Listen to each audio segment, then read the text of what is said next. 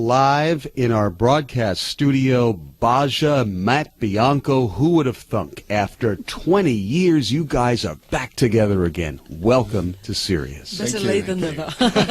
Thank you. I want you to meet the musicians who call themselves Matt Bianco, and we'll explain that in a moment.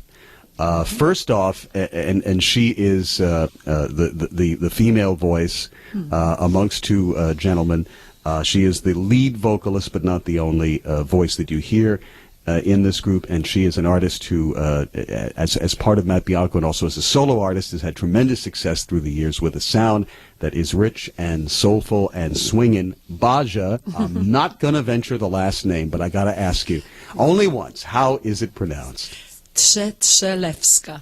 Trzechelewska. That's very good. It's the T's and the Z's and R's that kill me. in between. Yeah. So tell us the ethnicity of that name. Yes, I'm Polish, and it is a tricky name even in Poland. Nobody really pronounces it properly. People call me Trzechelewska, Ciecielewska, all sorts of versions, and so but it should be Trzechelewska. That's a proper one. I would like to mention, Basia, and this is something we're very proud of here at Sirius. In fact, I think our engineers were on this particular session about a year and a half ago. We presented in this space the great Polish jazz musician Tomasz Stanko. Oh, absolutely. In one of his first appearances in the country, right here at Sirius. Yes, and I'm very happy that he came here because he also comes. You see, I live in England now, of course, and he performs there too, and he's one of the best jazz musicians we have. He's a trumpet player, of course, but I'm hoping that he's going to open the way to other talented players in Poland. So, no, but he's one of the best ones, really. Yes. There's a European sensibility about jazz that's a little different than the American sensibility. Is it really? I'm not sure about. I don't know about it, really. But jazz is a very, very big thing in Europe. It really is. There's so many jazz festivals in Poland, in particular. We've got like a week-long jazz festival called Jazz Jamboree, and everybody from Louis Armstrong to through Ella Fitzgerald, everybody played on this festival. It's my dream to one day for us to perform there. Well, Basia, I'll tell you what I meant by that.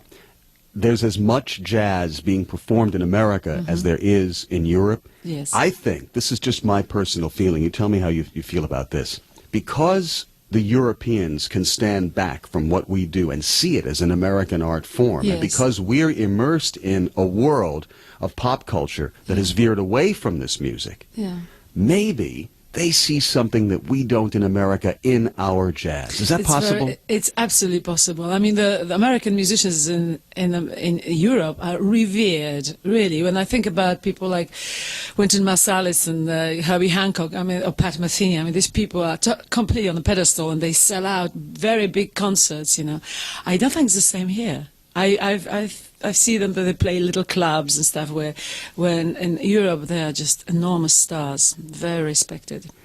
We're with Matt Bianco. The group includes Basia vocals, but not only and exclusively. Mark Riley sings as well. Mark, welcome. Hi. Here at Sirius, we've got this, I don't want to say cavernous room, but it's a substantial room that you have filled with the sound of many, many musicians. I'll give you the task or honor of crediting the people that we're going to hear in today's performance. Tell us who's doing what. On drums, Mark Parnell. Bass guitar, Julian Crampton. Guitar, Tim Cansfield. On percussion, Satin Singh. Who else have we got? On brass? Brass, trumpet, Kevin Robinson. Saxophone and flute, Paul Booth. I'll hand over to you for the... Oh yes, the girls have the complicated names. That's why I always introduce them. We've got two girls from Mauritius. They're twins, and the names are Annick Clarice and Veronique Clarice. And also we have my sister in the band. Oh really? Yes, her name is Ewa Trzechelewska, Zemonik. She's married. And who else? And Danny, of course, on the piano. That is superb. That is superb. So we have a big, big band, and it is the Matt Bianco band that has broken out and has been performing from London to New York City Via Japan. Via Japan. It's been a crazy schedule. So how are you guys holding up on the road? It's been great. You know, what's good is that the personalities amongst the band are really nice people, so it makes it a lot easier if everyone gets very on, you know. And yeah, it's been. We had about 4 days to get used to the time in Minneapolis. We come from Tokyo, so you know that's quite good. We just sort of chilled out, and so we're fine. Danny White is at keyboards, and Danny, welcome. Thank you very much. Danny is Peter's brother. Peter is my brother. All right, let's get that straight. Yeah. However, you chose the keyboard. Peter White is smooth jazz guitarist supreme. Yeah. How far apart are you guys in age? Peter is 5 years older than me. Yeah. So when I was a teenager, I always looked up to him, and I wanted to be like him. And when he started being a professional musician, I thought that's what I want to do. I want to be like my big brother. And so he's always been a big influence on me. Now, of course, he lives in Los Angeles. I live in London, so we get to see each other maybe once a year when he comes over. And, wow.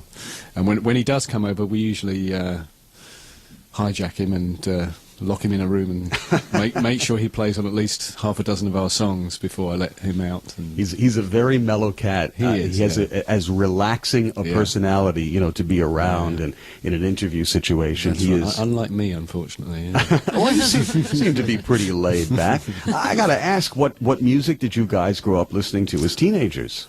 Oh, the normal stuff, really. I remember I used to ask him what's good at the moment, and he used to tell me, oh, Genesis or David Bowie or people like that as teenagers. And in fact, my first jazz record was a record by Dudley Moore. That was the first jazz record I ever got into. And that's no joke, because Dudley Moore really had quite a career along those lines, mainly in the UK. Yeah. Let me ask you this now. Jamie Cullum, is he today's Dudley Moore?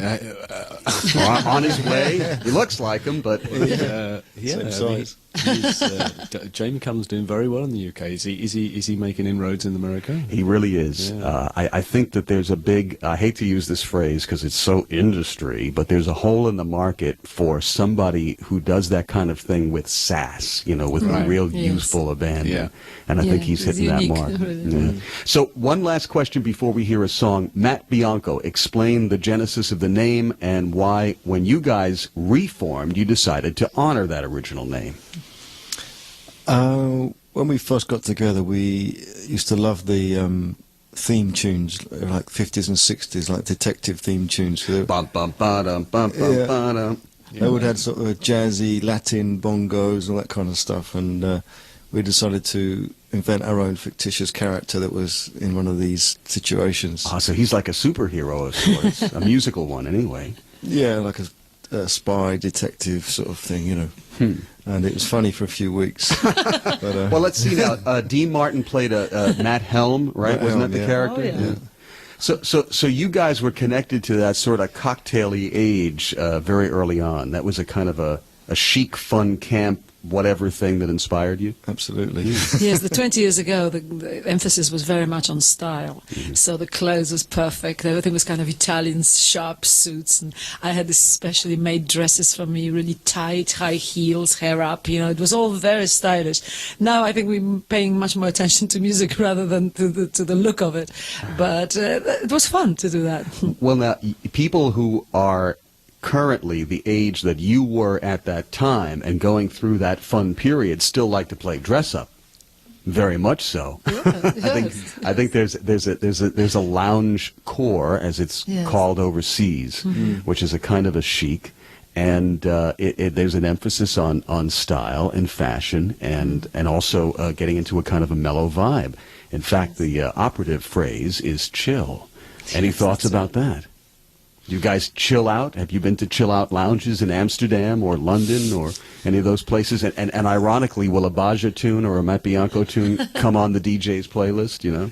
Ever had that experience? There's places like Ibiza in Yes. the summer where they have like a chill out in the afternoon sessions, and yeah, in London there's some clubs that play that kind of stuff. Yeah.